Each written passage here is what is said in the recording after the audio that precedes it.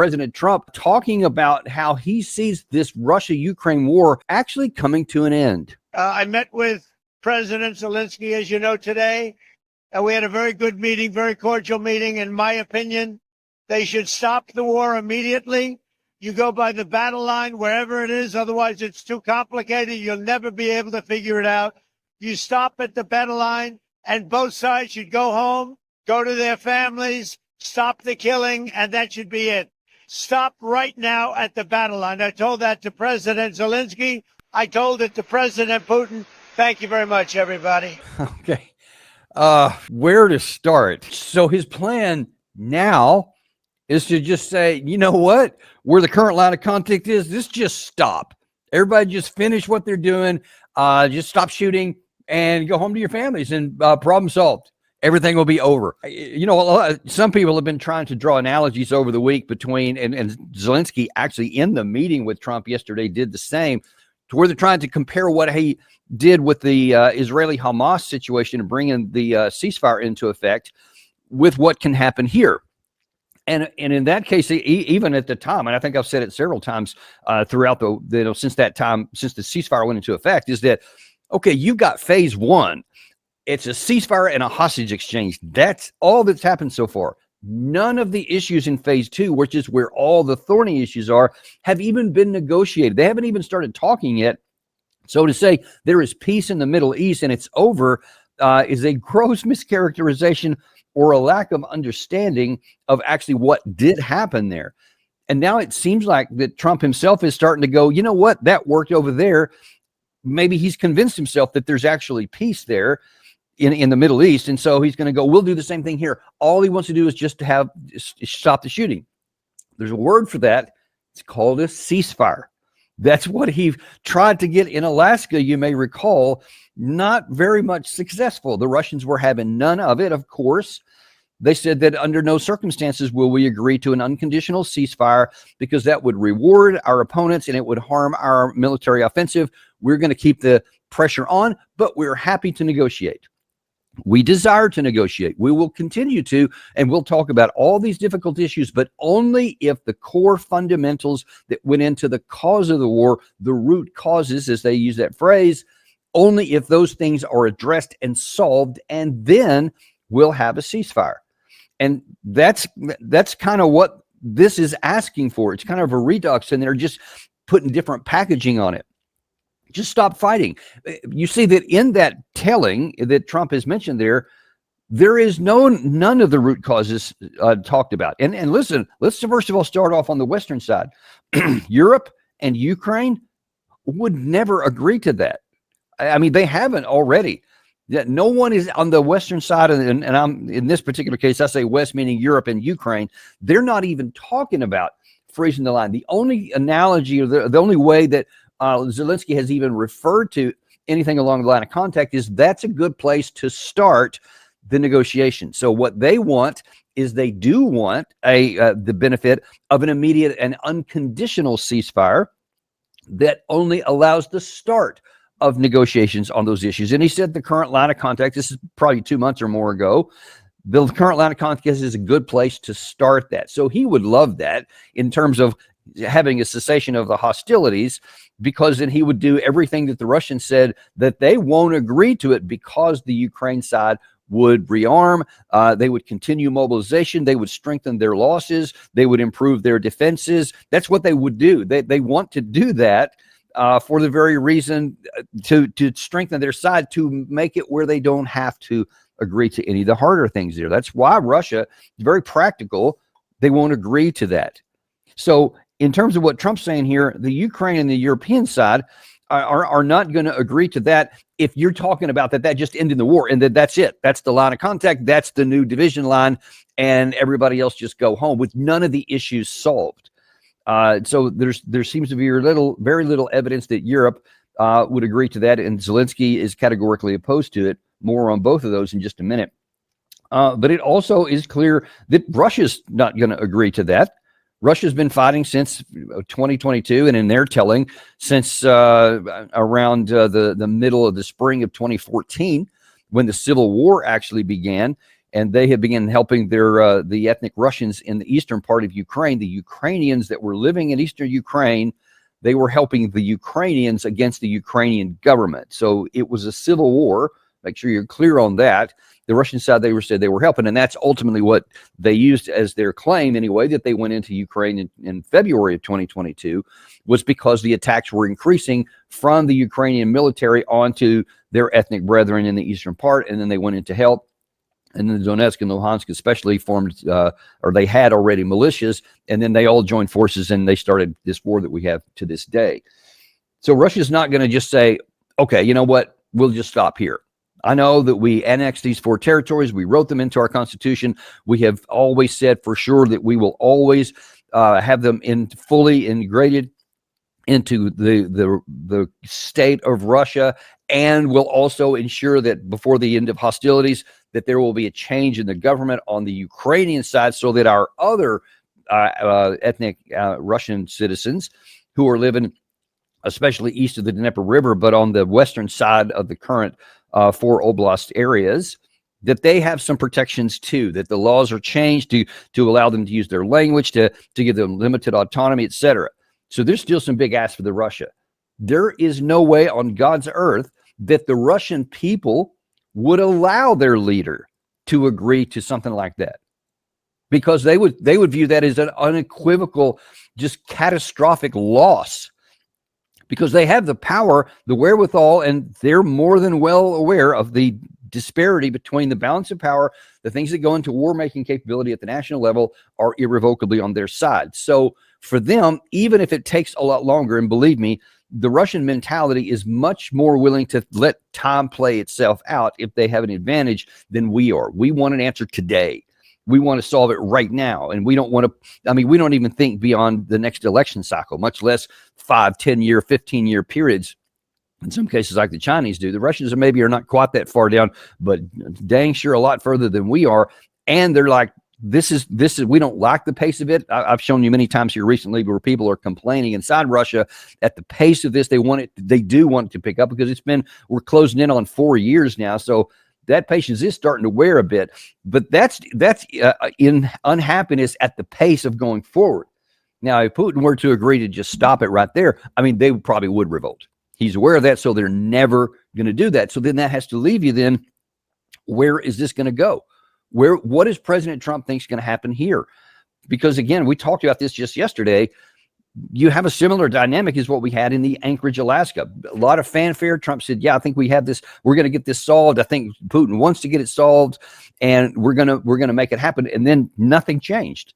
They met personally in Anchorage, Alaska. There was supposed to be this bilateral meeting between Putin and Zelensky. Then there was going to be a trilat with adding Trump into it. Supposed to happen within weeks, and of course it never happened. None of it happened, because neither Zelensky nor Putin ever changed their outcomes, their desires, and there's no reason to think that's going to happen here. So the question is going to be, what do we think is going to happen on the other side of this meeting here? And listen, let me show you something else that's also on the minds of both the Europeans and the Russians, and when they're talking about what Trump is. Now, I just mentioned the issue of Alaska, but here's some things just this week. Now, the issue of Tomahawks is something we covered a lot during the week, and I want to take you back to Monday, first of all, where Trump was very angry because the Russians hadn't agreed to end the war, and he said he might bring Tomahawks into it. Do they want to have Tomahawks going in their direction? I don't think so. I think I might speak to Russia about that, in all fairness. I told that to President Zelensky, because Tomahawks are a new step of aggression. Right? You understand that very well. Are you saying that you will speak to Putin first about Tomahawks? I might talk to him. I might say, look, if this war's not going to get settled, I'm going to send them Tomahawks. I may say that. The Tomahawk is an incredible weapon, very offensive weapon. And honestly, Russia does not need that. They don't need that. Yeah, I might tell them that if the war is not settled, that we may very well do it. We may not. But we may do it. I think it's appropriate to bring up. Yeah. So catch the sequencing of there. So that's earlier this week when he said, yeah, if Russia doesn't agree to this, I may give them Tomahawks. It's a very offensive weapon, and it would change the tone. And they said, you've talked to Zelensky. Yeah, I've talked to Zelensky on this, and he had. And so Zelensky's hearing that and saying, yeah, exactly. Give me those Tomahawk missiles. Put pressure on Russia. That's what I've been asking for from the beginning. That's awesome. And then he's going to talk to Putin. He said in that clip, I'm going to talk to Putin and tell him that you have to negotiate this and you have to bring this to an end, or I may go ahead and allow Tomahawk missiles. So Zelensky's in town. They're in earlier part of this week. And he hears, like we did, that Trump has announced that he's going to, or was talking to Putin. So given that statement there, Zelensky's got to be thinking he's reading him the riot act. And he's telling you either agree to terms that we want, or we're going to escalate by giving this capability to the Ukraine side.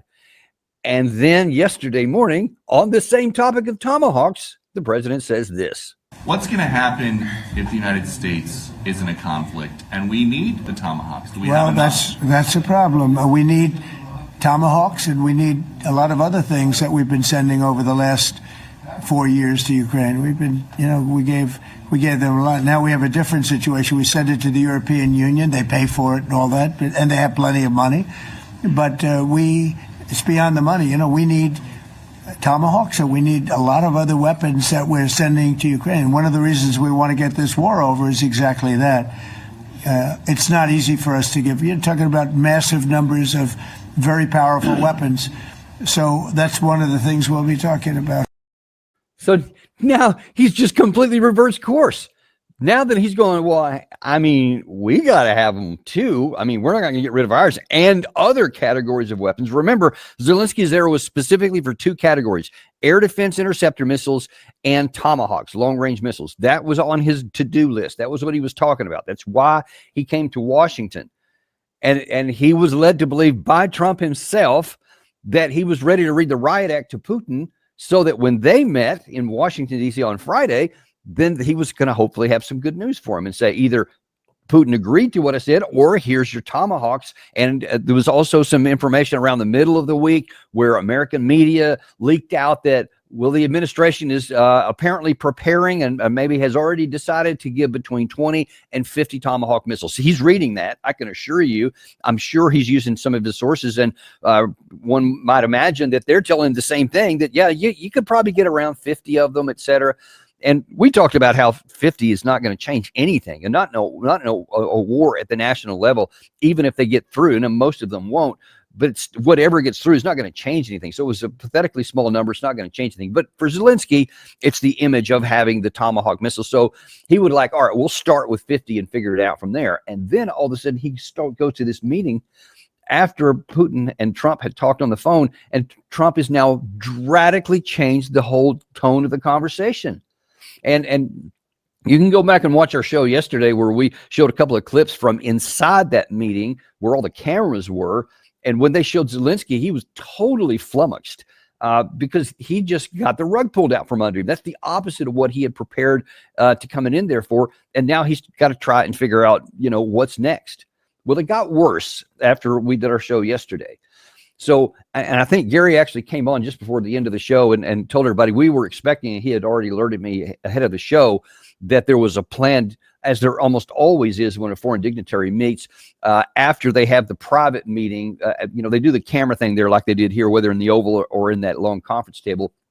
And then they have a private meeting, and then they come out and they have a couple of podiums and microphones set up there, whatever. The two leaders talk basically about whatever they discussed in private. And that was all set up and it was supposed to happen. But then all of a sudden they said, nope, there's not going to be one. There won't be anyone. So there's not going to be a conversation in the White House like there always was. Apparently Trump just left. And so then the report was that we got right at the end of the show was Zelensky left. Well, as it turns out, he didn't completely leave, but he was not even allowed to give a press briefing from inside the White House. And instead, and what you're about to see here, they sent him across the street.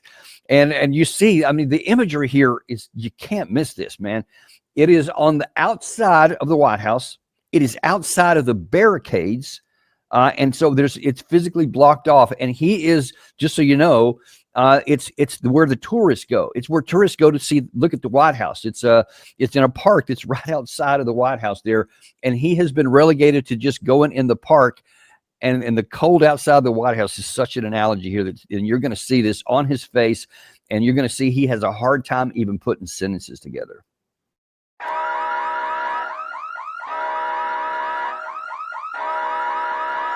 Spoke about air defense, and it's important for us. We decided that we will work more with productions, try to manage how to change the order of one country, which systems are ready already with our orders. So it's a difficult process. In any way, this is, I think, positive signal that we will work on it.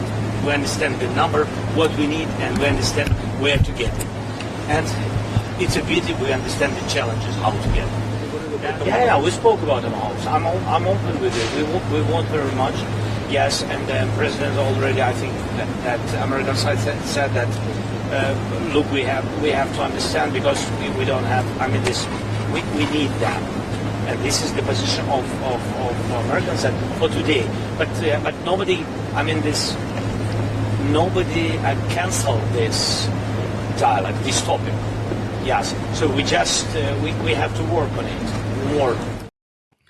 Man, the first, sometimes it's hard to understand what he's saying. And the first half of the skip, he's talking about the air defense missiles and the Patriots. And so he said, yeah, it's really difficult. We're trying to figure a way out of that, because he was meeting with a lot of the defense contractors who make the missiles, et cetera. And he's saying, maybe one of the things we can do is some of the orders that the U.S. had that were ready to deliver to other customers, they can divert to us, and then the ones that they would make for us would then later on go back to them. But that's really complicated.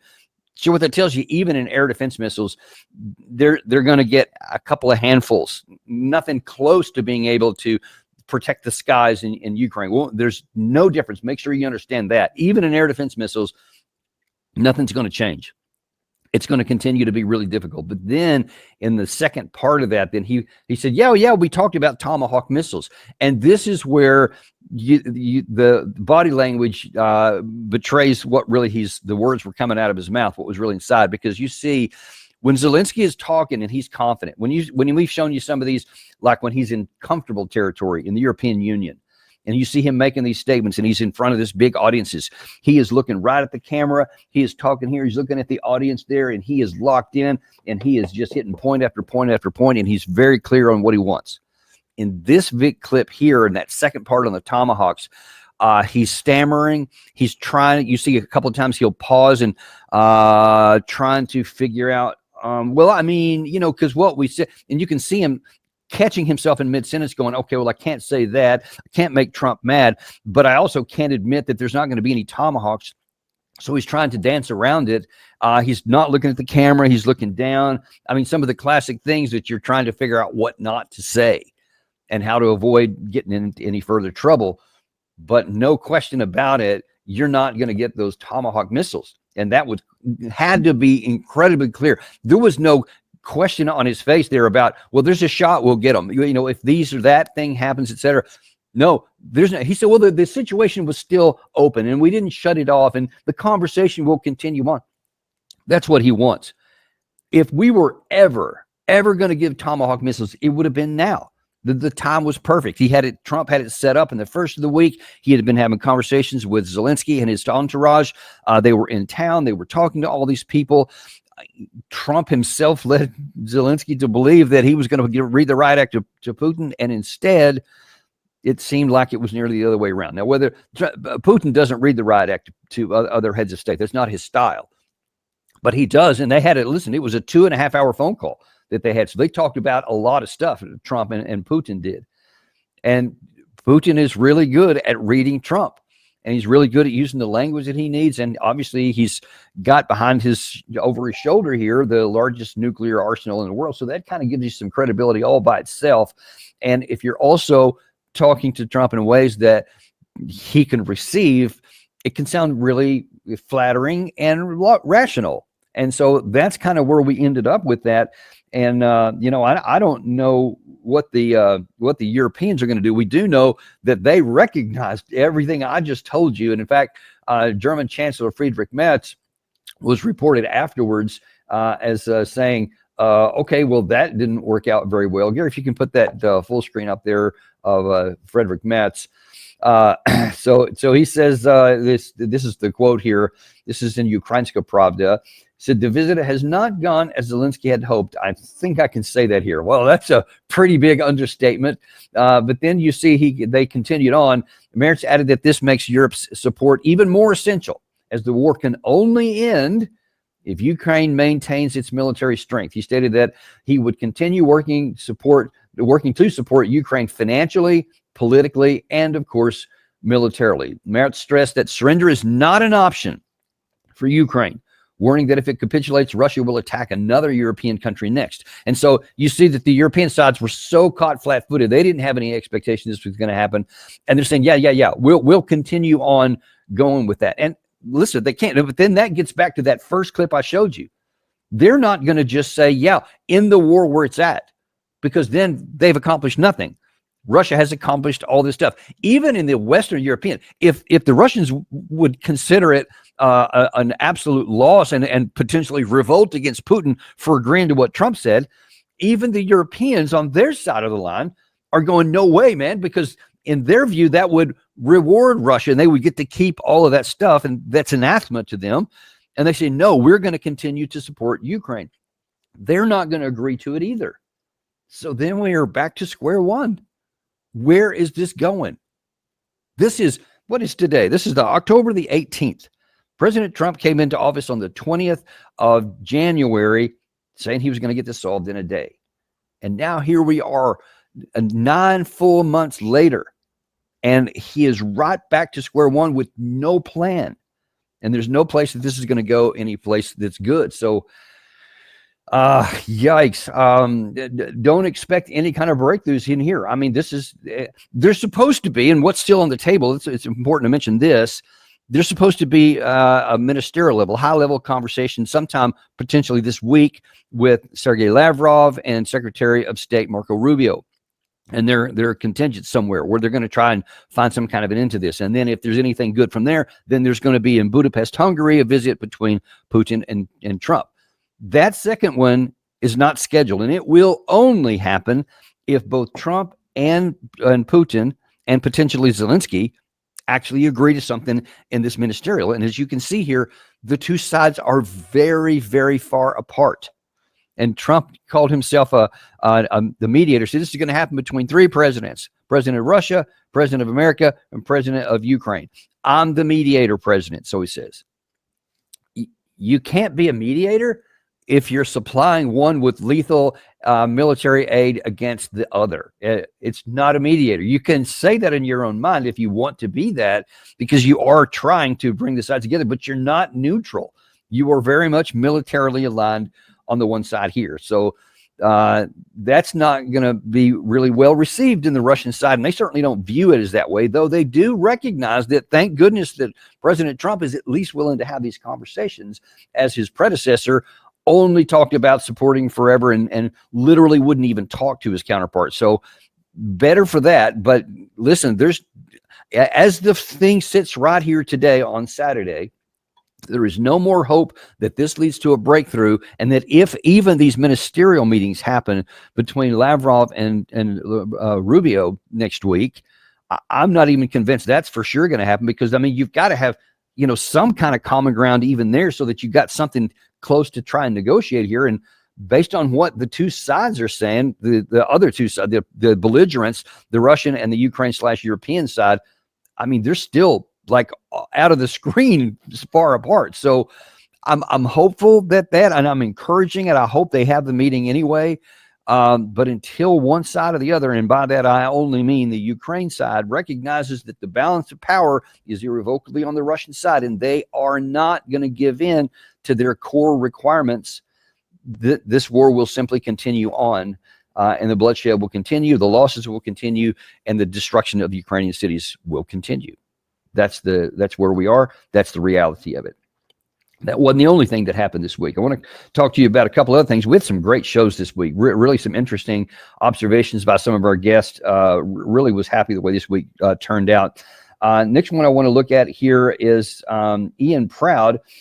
who's actually kind of talked about some of the issues. He's a former British diplomat, was assigned to the embassy in Moscow for a number of years, so has really good insight into how the Russians think and how they view things. And in that, he provided some context to how the Russians are actually viewing this issue and whether they will or won't agree to something Trump wants.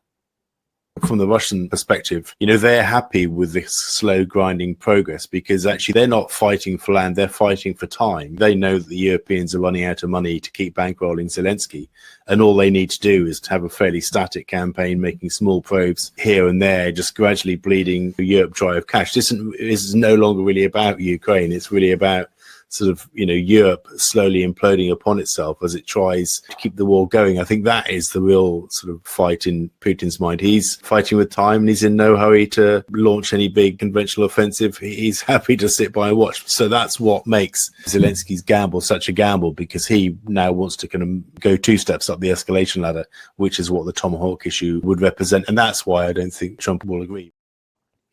And yeah, he's not wrong there. The Russians recognize, I mean, they've calculated this disparity between the balance of power.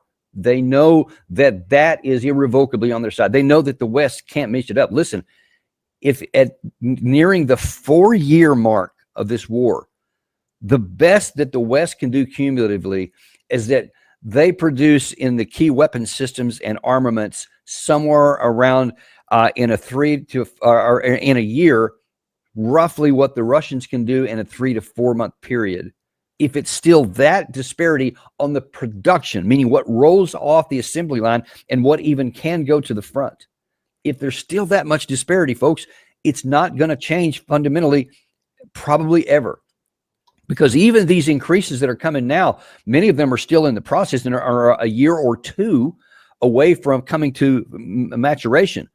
So there'll be some incremental changes here, but there's no one's even talking about yet more fundamental increases of substance on top of what's already been planned and resourced. So you're going to get this, you know, slow ramp up, and it may get up to here. Problem is, Russia's also in the process of accelerating. They didn't stop here. They're still building up here. So whatever incremental you're going to get here, it'll keep going like this, because the other side is doing the same. They haven't stopped at all, because many in Russia believe that this is only a precursor and that there's a good chance that they end up fighting NATO.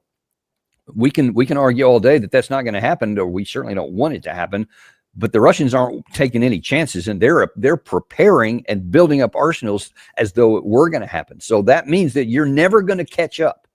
So you heard that Ian Proud is right there. And from the Russian side, they do absolutely think time is on their side. And that's one of the big differences between Putin and many of the Russians, is that they say, we see the weakening on the front line here. There's no reason not to just crush it with weight and power, you know, find a weak portion of the line somewhere and then flood it. And yeah, you're going to have high casualties at the point of penetration. But then after that, you can roll them up from the inside. Many have been saying that inside Russia.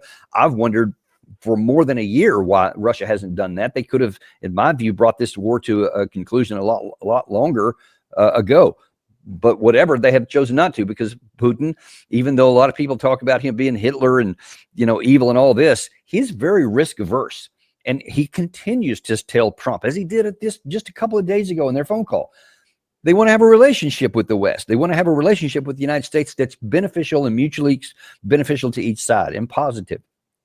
So that's not the guy you want to get out of power, because there are plenty of people in Russia who want to have nothing to do with the West, who want to sever the lines, look everything to the east and to the global south, etc., and just say, we're going to continue this consider this a hostile bloc, and then go forward. There's a lot that want that. So be careful what you wish for.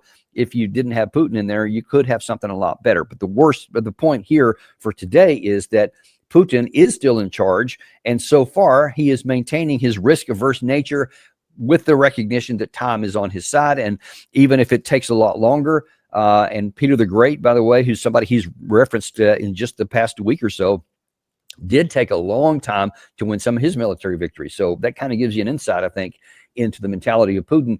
But he's a good calculator. He does math pretty well. And he can see that this stuff is just, it's not going to go backwards on him. And he has this arsenal that in the event that there is some kind of setback, he can really escalate and ramp things up on the ground inside of Ukraine.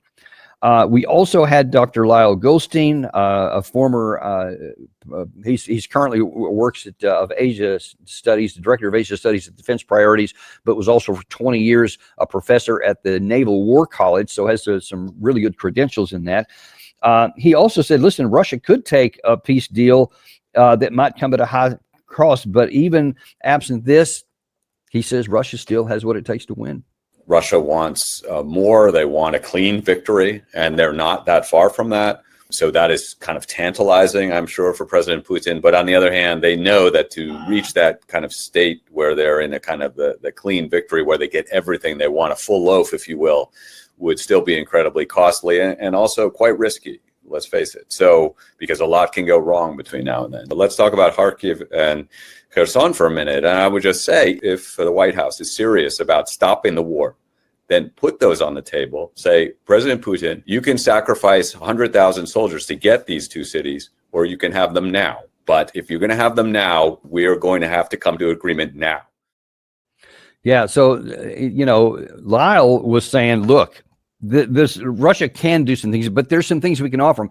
Basically, and he said this, by the way, before Trump made that comment that we just showed you just from last night. So this came before Trump said that, but he is essentially saying they're not, the Russians aren't just going to accept the deal at the line of contact. They have the power to demand more, and they're simply not going to do it. And he said, if the West is serious, and the White House probably should listen to this part, if you even want to make it difficult on Russia, at this ministerial meeting that's coming up there, that's where they should put on the table to say, we are willing, and that means Zelensky, twist his arm behind his back if you have to say, yeah, we'll give in on all of the stuff in the Donbass, all of it.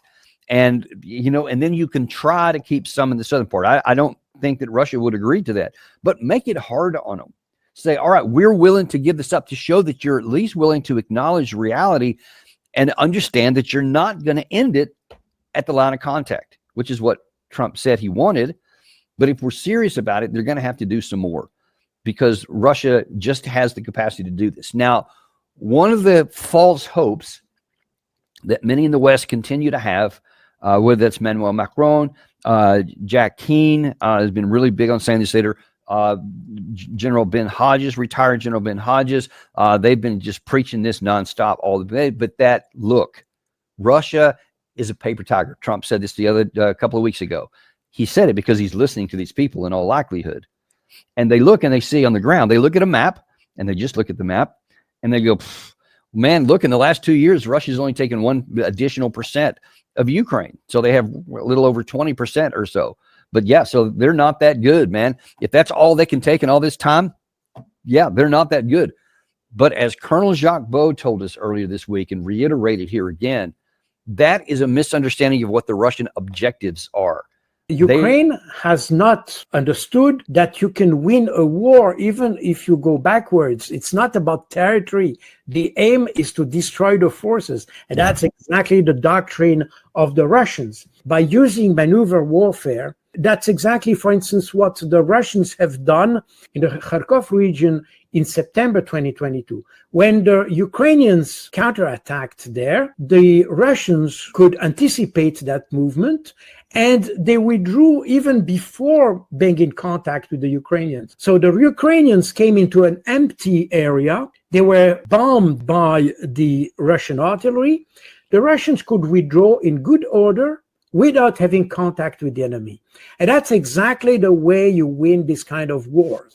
And but the Russians have been expert in this kind of things. The Ukrainian enter the space, you destroy them with artillery, aircraft, flying bombs, and whatever, and then you save the life of your own troops. And that's, if you look carefully at what has happening since 2023, in fact, October 2022, the Russians have been consistently doing that, thus killing Ukrainians for nothing, basically. So therein is your important issue. And he said also on our show in previous episodes that he cited the statement by General Surovikin in 2022 that was the objective of the Russian armed forces. They have expressly said that. Demilitarization, as I keep using that phrase, by the Russian side, that's what they mean. They mean it will either be accomplished at the negotiating table, like a Treaty of Versailles that limited the German army to 100,000. There would be some similar kind of thing here at the negotiating table, that the entire Ukrainian armed forces would be basically restricted to a defense force, a border defense force of 100,000 or something like that. I think 85,000 was the number that was pitched around a year or so ago. But that's what the Russians are saying. Or they'll do method number 2, which is the destruction.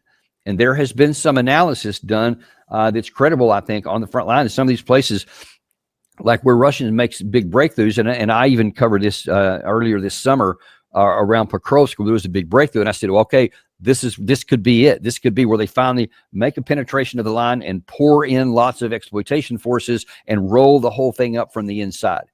That's what I thought was entirely possible here. And then it didn't happen. And there are estimates in that one of the reasons it didn't happen is because Russia chose not to send the exploitation forces in there. Because you got to understand, when that penetration happened north of Pokrovsk, it was a penetration. They did break through the last line of defensive fortifications that Ukraine had. If Russia had rolled troops into there, there was no fortifications left, and it would have been a turkey shoot. So they could have gone through there, but they chose not to. And apparently the reason why, and I've seen some analysts that said that Russians basically stayed in that one penetration there, and then they invited the Ukraine side to bring in, they did, their strategic reserves into that area. And I've shown you many times on the map where they used those reserves to try and block that penetration. The Russians held firm on those points, and they had some impact on some portions, and then it went back out. They tried to cut off this long penetration, the northern spike, if you will. That didn't work, and then the Russians recovered those losses. Each time all of these reserves comes in, they keep getting destroyed. And according to some of the Ukraine Telegram channels that I followed, the casualties have been extraordinarily high on the Ukraine side. And that appears to be the reason. That appears to be the plan, is that they want a penetration to draw the reserves in and then methodically destroy the reserves. And so all along, whether you're talking Kupiansk, whether you're talking Pokrovsk, whether you're talking in the Zaporizhia area, or even now up in the Kharkiv area, there's been additional penetrations up on the front. So those fronts have gotten a little bit hotter here in recent weeks. And all along this line of contact, Russia keeps killing more and more Ukrainians by prioritizing firepower above maneuver. So they're not trying primarily to take territory, but they are doing a lot to accelerate and increase the casualty rate on the Ukraine side, and they are not using troops to go in and try to take this area, which minimizes their own casualties. And whatever you want to read, and I've got it on very high authority, I'll just tell you that the casualties that many toss around on the Russian side of 1.5 million dead is nothing but pure fiction to make it sound like we need to keep going because we're trying to a war of attrition against the Russian side. There's no truth to it at all. They're not small. It is very painful, and especially in the first year and a half of the war, Russia did have a very high casualty rate as they kind of learned what their tactics were going to be and how to change their operational maneuver, et cetera, to protect their force, minimize the losses, but accelerate and maximize the death on the other side. That's what they have chosen to do, and I've got it from two separate sources that are well connected. I'll just leave it at that. Both of them have said nearly the same thing, that it's a very low number per month of killed in action on the Russian side.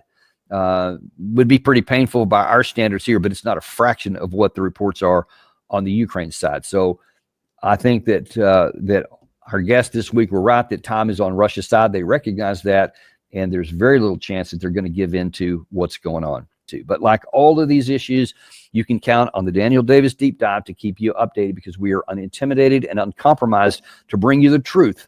Whatever it is, we're always focused on that, and we're going to continue to do it. Also, as a reminder, I know a lot of you love to watch our shows, and we're so grateful for you to do that.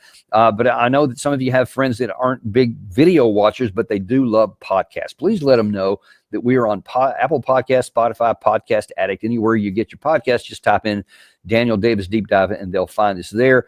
And for your other friends who like to get their information on the written form, and lots of people like it in different places, DanielDavisDeepDive.substack.com, and you can find us there as well. And so we've got something for everybody. Don't hold this to yourself, folks. We want to maximize this message because, you know, unlike the mainstream media, we're not subject to the pressures that may come from above or from investors or from other kinds of people who have an incentive and a motivation to change their coverage, etc.